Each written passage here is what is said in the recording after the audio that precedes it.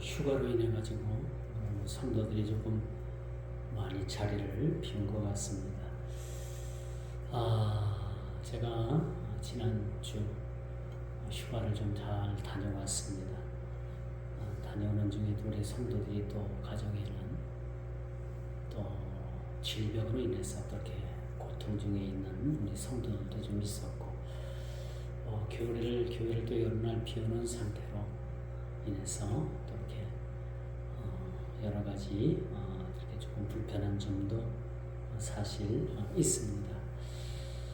어쨌든 이번 주가 지나면 여름이 어느 정도 조금 다 고비는 지나가지 않나 그런 생각을 그렇게 가져봅니다. 오늘 이 본문 이사야 43장, 사실은 우리가 1절부터 7절의 말씀을 교독했습니다만 43장의 주제는 전체의 말씀이라고도 말씀을 드릴 수가 있겠죠. 다시 말씀드리면 오늘 말씀의 제목은 하나님의 콜링, 하나님의 부르심이라는 그런 말씀의 제목이지만은 오늘 이 본문 말씀 오늘 1절부터 첫 절부터 말씀이 좀 범상치 않지 않습니까? 그렇죠? 너를 지으신 이가 말씀하시느니라. 너는 두려워하지 말라. 우리 모든 삶에 두려워하지 말라는 거예요. 참 우리가 살아가면서 여러 가지 어려운 점들 많이 우리가 겪고 살지요. 육신적인 그런 어려움도 우리가 닥치고, 또는 또 우리가 영적으로 우리가 일어나는 일들도 많이 있습니다. 이런 일들을 우리가 어떻게 처리하느냐, 또 어떻게 우리가 대하느냐, 믿음으로 대하느냐, 아니면은 세속 사람들과 세인들과 똑같은 그러한 방법으로 세상을 사느냐라는 것은 사실은 어찌 보면 그게 믿음의 자녀냐 아니냐라는 차이까지도 우리가 염두에 둘 필요가 있음을 우리가 보게 합니다. 그래서 오늘 1절 말씀해 보니까 너를 지으신 이가 말씀하시느니라. 너는 두려워하지 말라. 내가 너를 구속했다고 했어요. 내가 너를 지명하여 불렀다고 말씀해 주었습니다. 불렀고 너를 지명하여 불렀을 뿐만 아니라 너를 구속했다는 거죠. 구속이 뭐예요? 요즘 TV를 보면은 참 구속되는 사람들이 많죠. 날씨가 더워서 그런지 묻지마 살인이 하루가 멀다 하고 막 발생을 하고, 정신적으로 막 이상한 자들이 조현병이라고 하나요? 전문 용어로 말하면 그런 사람들에 의해서 무고한 생명이 그렇게 죽임을 당하고, 묻지마 폭행, 묻지마 살인, 참 이런 것들이 여러분 시대가 가면 갈수록, 우리가 시간이 지나면 지날수록 이런 일들이 더욱더 많이 일어난다는 거예요. 이게 사람들의 마음을 식어갑니다. 그렇게 우리가 뜨거웠던 열정을 가졌던 믿음들이 식어가고 점점점 믿음에서 떠나는 사람들이 이제는 세상에는 많이 있게 되는 거예요. 전에는 교회 안에 앉을 자리도 없이 막 많은 사람들이 몰려들고 넘쳐나는데 지금은 뭐예요? 어느 교회를 막론하고 그렇게 새신자들이 등록하는 일은 없습니다. 다 이 교회 다니다 저 교회로 옮기고, 저 교회 다니다 그쪽 교회로 옮기고, 다 수평 이동하는 사람들밖에 없는 거예요. 새신자가 없습니다.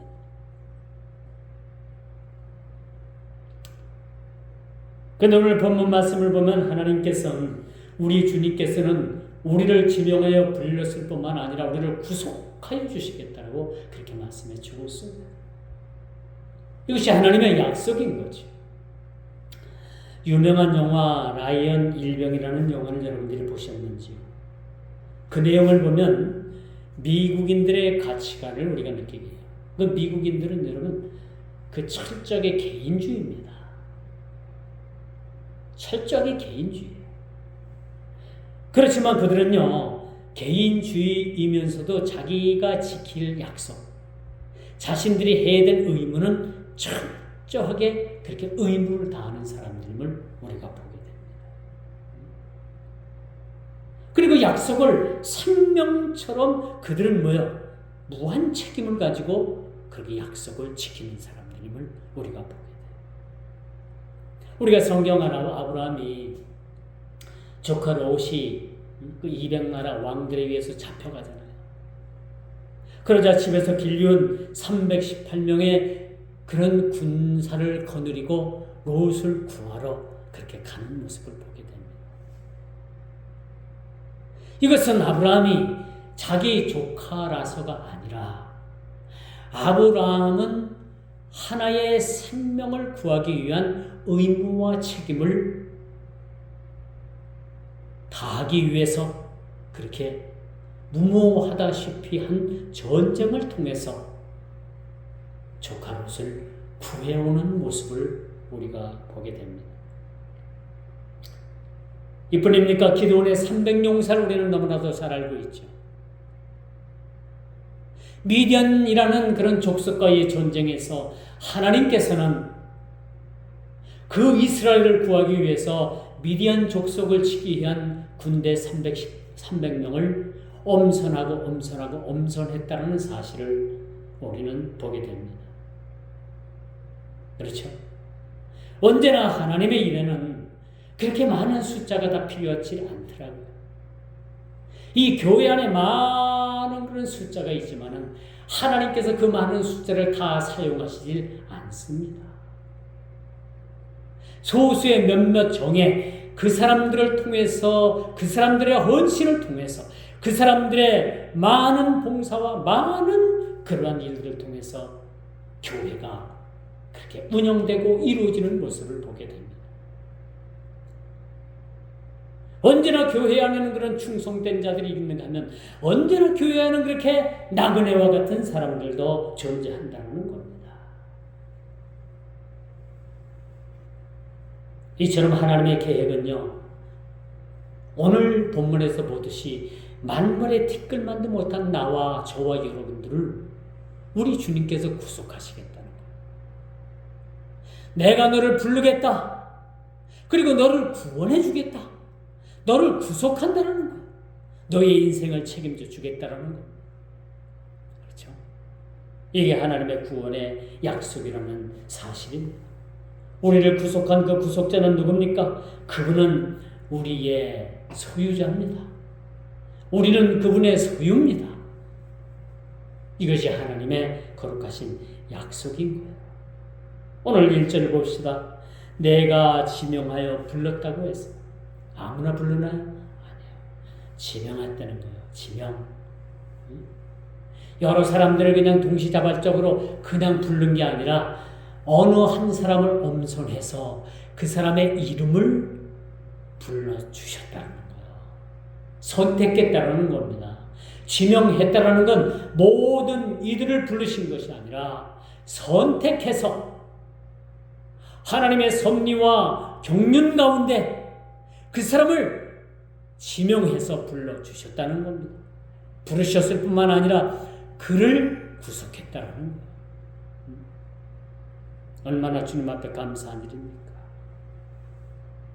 여러분, 세상적으로 소유의 개념은 현상적인 것에 국한하는 거예요.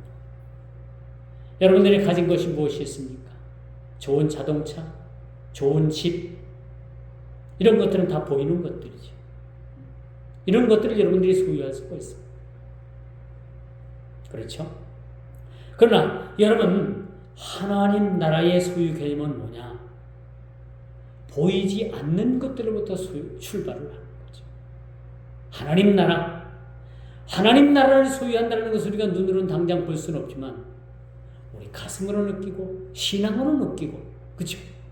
우리 삶의 모든 그러한 감각을 통해서 느끼게 되는 것이 하나님 나라인 거예요. 성도는 하나님 나라를 소유했습니다. 그리고 하나님 나라를 우리가 소망하면서 우리가 살아가게 된다고 볼 수가 있습니다. 그러나 세상적인 그 소유의 개념은 부동산이죠. 부동산.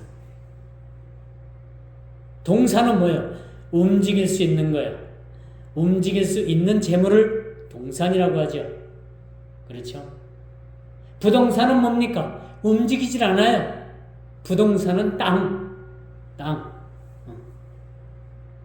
동산은 뭐예요? 자동차 움직이는 거니까 동산이에요. 그런 개념을 우리가 이해를 하면 돼요. 이런 건 사람이 취하고 얻을 수가 있는 거예요. 그러나 우리가 하나님의 소유가 됐다라는 것은 하나님께서 특별한 백성들에게 내려주시는 하나님의 은총인 겁니다. 선물인 겁니다. 하나님의 소유가 됐다라는 것은 이것은 그 무엇을 가지고 우리가 표현할 수 없는 그런 아주 대단한 아주 귀한 것이라고 말씀드릴 수가 있는 겁니다. 반면에 우리가 소유하고 있는 그런 부동산, 동산은 뭐예요? 우리 눈으로 볼 수 있고 우리가 사는 동안 이것을 소유할 수는 있지만은 여러분 옛말에 그런 말이 있어요.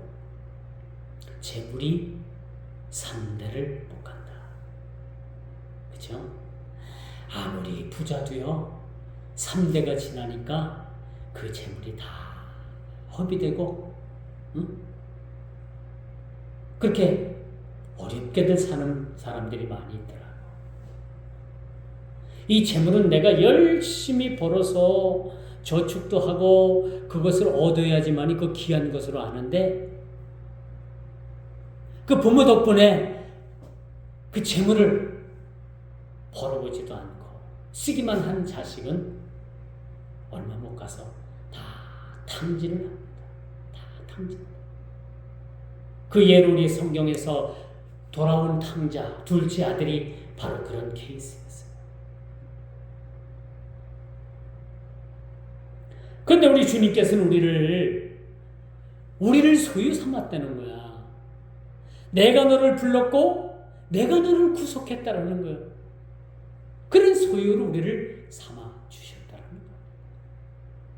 그래서 주님께서 우리를 한번 소유로 삼으시면요, 그분은 끝까지 우리를 붙잡아 주시고 우리는 그분의 소유가 되는 거예요. 그분 안에서 행복한 삶이 그렇게 쭉 그렇게 우리 삶이 닿을 때까지 이어진다라는 사실. 아마도 우리가 하나님의 소유가 된다는 것은 주님의 편에서 보면요, 주님의 재산 목록 1호가 뭘까요? 뭡니까?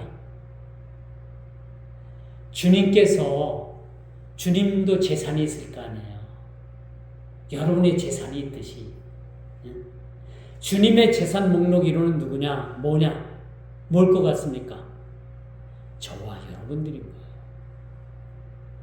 저와 여러분들이 주님의 재산 목록 1호입니다. 왜? 오늘 말씀에 비춰보면 완벽한 거 아니에요. 불렀습니다. 우리를 소유물로 삼았습니다. 우리는 어떤 존재입니까? 그분의 소유, 그분의 형상을 따라 지음받은 그분의 소유물인 거예요. 제가 여러분 자주 언급합니다만 하나님의 관심은 어디 있을 것 같아요? 어디 있을 것 같습니까? 온통 하나님의 관심은 저와 여러분들에게 있어요. 이 자리에 나와 있는 저와 여러분들에게 온통 관심을 가지고 계시는 거예요. 얼마나 하나님께서 우리 인간에 대해서 관심이 있는가 하면요, 여러분 창세기에 보면은 하나님의 형상대로 우리를 지으셨다고 했어요. 그러므로 우리 주님의 재산 목록 1호는 뭐냐? 저와 여러분인 거예요. 하나님의 선택된 거룩한 선민, 하나님의 백성이 된다라고 말씀드릴 수가 있습니다. 그러므로 성도가 하늘에 속한 사람인가 아닌가로 우리는 하나님의 소유가 되었는가 아니 되었는가라는 것을 우리는 판단할 수 있는 겁니다.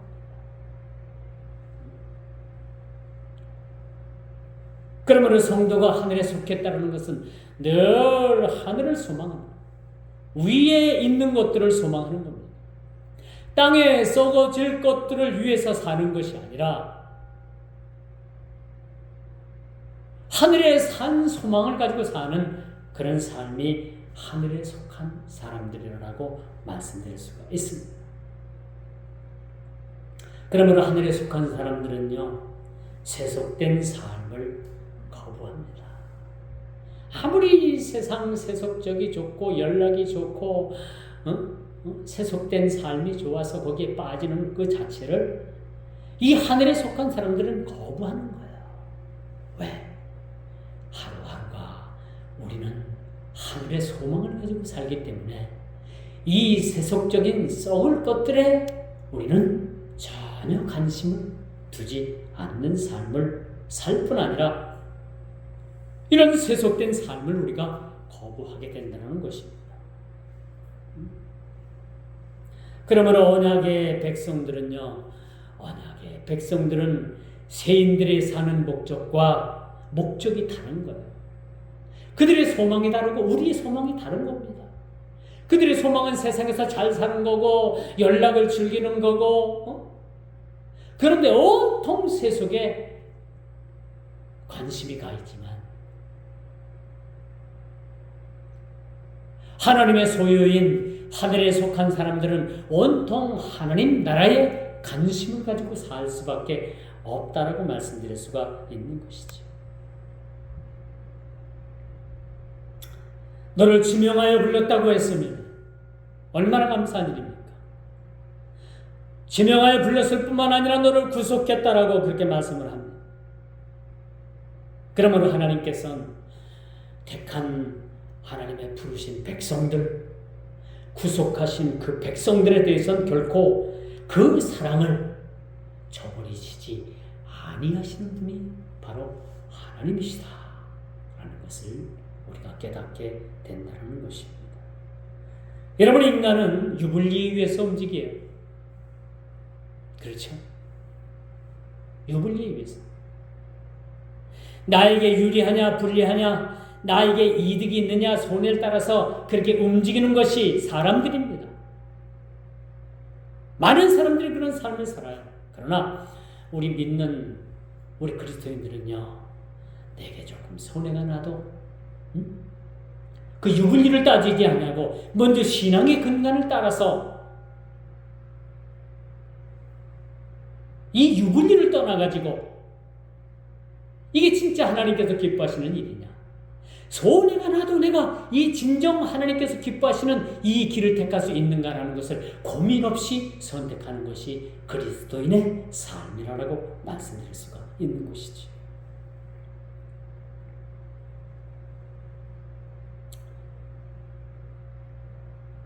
이렇게 하나님의 부르심은, 하나님의 구속하심은 오늘 2절의 말씀에 보니까 내가 물과 불 가운데 지나갈 때, 그렇죠? 2절을 봅시다. 내가 물 가운데로 지나갈 때에 내가 너와 함께 할 것이라. 강을 건널 때에 물이 너를 침몰하지 못할 것이며 내가 불 가운데로 지나갈 때에 타지도 아니하겠다. 모든 고난과 고통과 역경 속에서도 그 큰 바다와 같은 물결이 우리를 덮치고 그렇게 우리를 삼킬 듯 하더라도, 그 큰 하마가 우리를 삼킬 듯이 그 불길이 우리를 덮친다 할지라도 내가 물 가운데, 내가 불 가운데 너희들을 지켜주시겠다는 거예요. 할렐루야. 응? 물 가운데 불 가운데 내가 너희들을 지켜주시겠다라고 말씀해 주고 있습니다.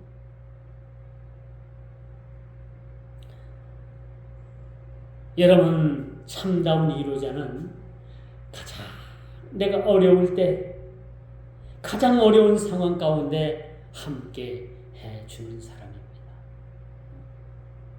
내가 아파서 죽어갈 때, 당신 얼마밖에 살지 못해 하고 시한부 인생의 시간을 살아갈 때 많은 사람들이 꽃을 사갖고 옵니다. 많은 사람들이 이 책 한번 읽어보라고 책을 사갖고 옵니다.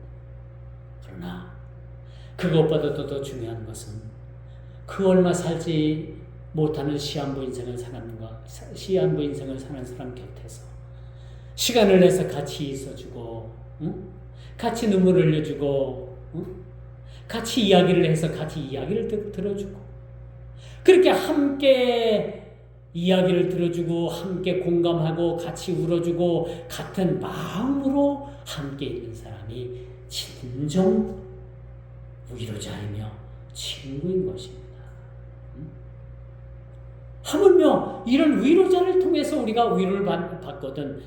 오늘 본문 2절을 봅시다. 너희가 물 가운데 지나는 가운데 내가 너희가 불 가운데 지난다 할지라도 내가 너희를 물 가운데 불 가운데 너희들을 지켜주시겠다라고 그렇게 말씀해 주고 있어요. 이번 장마에 얼마나 많은 비가 많이 내렸습니까? 우리 가까운 이 지역에서도 24명이라는 사람이 죽었어요. 아주 가까운 이곳에서. 여러분, 하와이라는 나라의 섬나라 미국 땅이 그 화마로 인해 가지고 140명이 죽었다고 했습니다. 많은 집들이 불에 탔어요. 관광지가 파괴됐습니다. 결코 인간의 그 재해는 막을 수가 없는 겁니다. 그러나 하나님께서 오늘 본문에 말씀해 주셨듯이 물 가운데서도 너희를 지켜주겠고 불 가운데서도 너희를 지켜주시겠다라고 그렇게 말씀해 주고 있습니다. 불러 부르시고 구속했을 뿐만 아니라 이런 하나님께서 이런 일련의 가정을 통해서 우리를 지켜주시겠다는 그런 말씀을 통해서 우리에게 약속해 주고 있다는 사실입니다. 여러분, 우리가 살아가면서 함께 동행할 수 있는 그런 동행자가 있다는 것이 얼마나 감사한 일인지. 왼수 같은 자식이 있는 것도 행복한 거고요. 왼수 같은 부부가 있는 것도 행복한 것이고 왼수 같은 이웃이 있는 것도 사실 진정 행복한 겁니다. 어쨌든 이 세상을 사는 동안에 같이 동행을 해야 되기 때문에 그렇죠. 원수 같아도 그 원수지간을 행복으로 바꿀 수 있는 행복지간으로 바꿀 수 있는 사람이 지혜로운 사람이에요.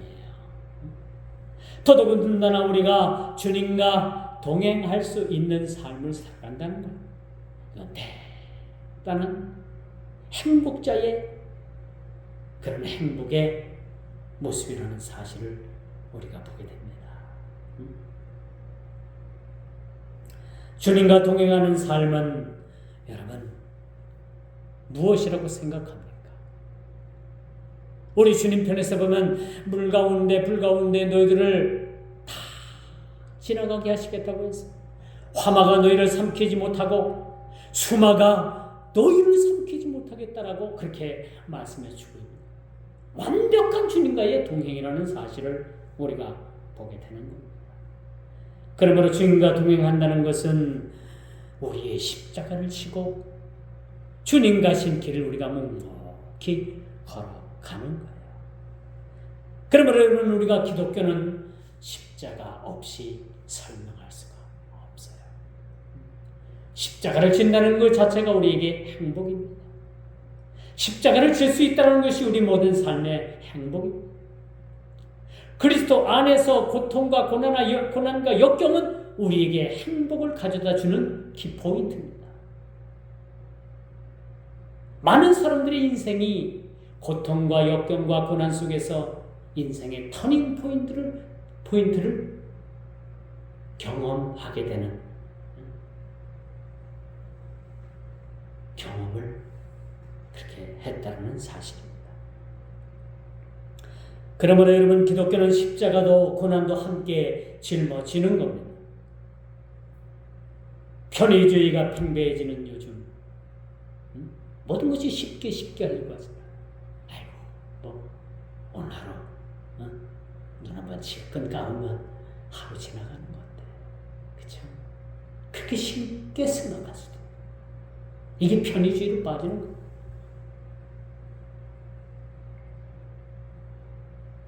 이렇게 편의주의가 팽배해지는 요즘 함께 울고 함께 아파하고 함께 아픔을 같이 나눌 수 있다는 것은 진정한 행복인 것이죠. 하나님께서는 모난 저와 여러분들 모두를 그 위대한 그런 부르심으로 부르셨을 뿐만 아니라 주님 우리를 구속하셨고 물 가운데 우리를 끌어안아 건너게 하셨습니다. 불 가운데 그 불 가운데 우리를 안아서 그 화마가 비치지 못하도록 우리를 사랑으로 끌어 안으셨다는 겁니다. 내가 너를 구속했고 내가 너를 지명하여 불렀나니 너는 내 것이라 라는 말씀과 같은 이 병행 구절임을 우리가 보게 되는 거지.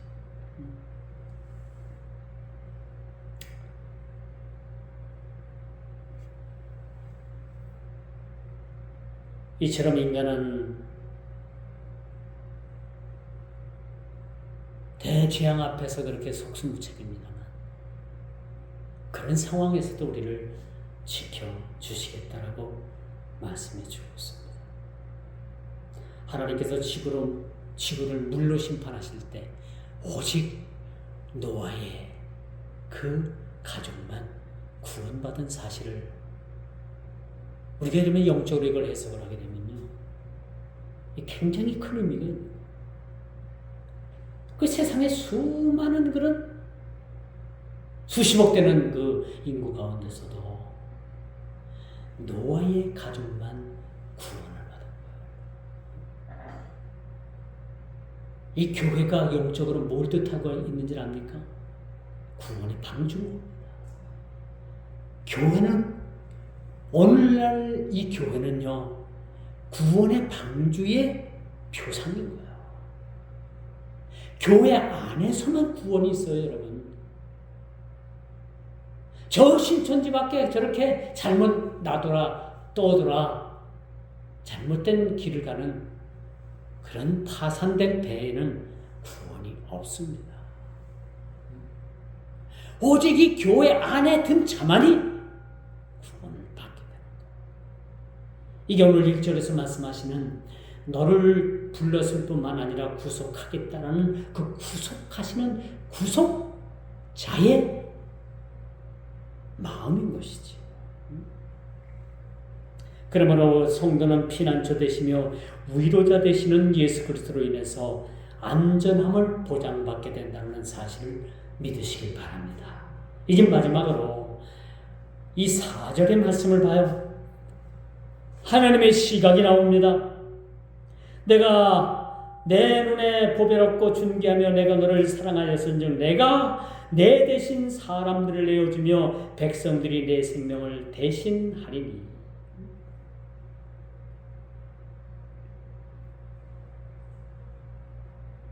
그리고 7절 내 이름으로 불려지는 모든 자 곧 내가 내 영광을 위하여 창조한 자를 오게 하라. 그를 내가 지었고 그를 내가 만들었느니라.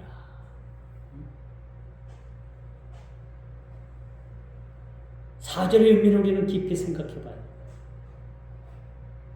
존귀하게 부른 너희를 버려질 사람을 대신 버려질 사람들을 대신 해서 너희를 구원하시겠다는 거예요.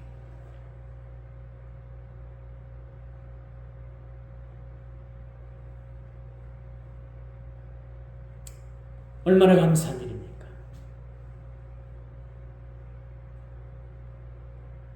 우리 대신 내어줄 사람이 누굽니까? 내 생명을 대신할 사람이 누굽니까? 바로 예수 그리스도. 바로 그분을 얘기해 줍니다. 그분 안에 있는 자만이 그렇게 구속함을 받고 대속을 통해서 구원을 받게 된다는 사실을 우리가 보게 되는 거예요. 우리 인생들을 향해서 새 일을 행하시는 여호와, 오늘 19절의 말씀이죠. 그러나 여전히 어긋난 길에서 돌아올 줄 모르는 그 인생들을 향해서 하나님께서는 그렇게 섭섭함을 드러내고 계시죠. 이렇게 구속함을 받고 하나님 앞에 감사한 삶을 살아야 되는 그러한 성도들이, 그런 위치에 있는 자들이 하나님께서 명하신 재물마저도 무거운 짐으로 여기는 자들이 여전히 많이 있다는 겁니다. 그래서 제가 초대에도 그렇게 말씀을 드린 거예요. 여전히 주님 것을 내 것이라고 그렇게 주장하면서 사는 사람들이 있는가 하면 그렇죠. 세속 재물에 빠져가지고 신앙을 집어던지는 그런 부류도 얼마든지 있다는 겁니다. 여전히 어긋난 길에서 돌아올지는 모르는 그러한 자들에 대해서 오늘 선지자 이사야의 입을 통해서 하나님께서는 말씀하고 계시는 거예요. 하나님께서 명령하신 그 재물마저도 무거운 짐으로 여기는 자들은 사실 구원받을 만한 자격조차도 그렇죠. 우리 입장에서 따져본다면 없는 겁니다. 우리 입장에서는 그런 거예요. 이렇게 경솔하게 아직도 깨닫지 못하고 아직도 그런 미련한 삶을 살아가는 사람들이 많이 있다는 것을 보여줍니다. 이제 말씀의 결론을 맺습니다. 이제 머지않아 동서사방에서 거룩한 백성들을 하나님께서 불러 모으실 겁니다. 마치 목자가 양떼를 불러 모으듯이 그 날이 돌아오게 될 것입니다. 그러나 분명한 것은 세상에 많은 사람, 그 많은 사람들을 다 부르시지는 않는다. 그 세상에 수많은 사람들이 수십억 사람들이 살아감에도 불구하고 그들을 다 부르시진 않겠다는 겁니다. 오직 참된 이스라엘 백성들을 부르실 겁니다. 오직 참된 이스라엘 백성.